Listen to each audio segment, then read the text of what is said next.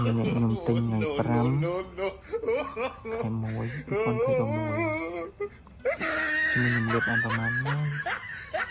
លេបបានប្រហែលហើយមកខ្ញុំមានផ្លេចតែផ្លេចទេមកអាក្រក់ចេះហ៎ងើផ្លេចស្អីទៅផ្លេចទៅណាទេ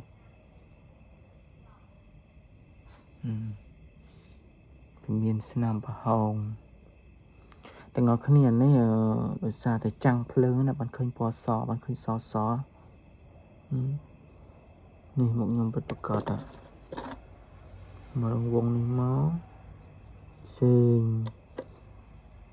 ពេលនេះមកណាផ្សេងឃើញអត់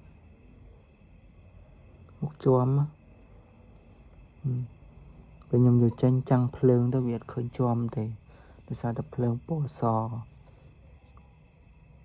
ខ្ញុំសាកវាអានេះឲ្យអស់មួយសិនខ្ញុំមិនដឹងថាផលិតផលរបស់ក្រុមហ៊ុនណាទេ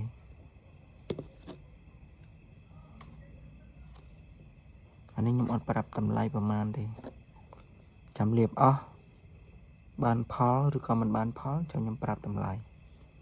ថាគេលក់ធូរថ្លៃឬមួយក៏លក់ថ្លៃអានេះណា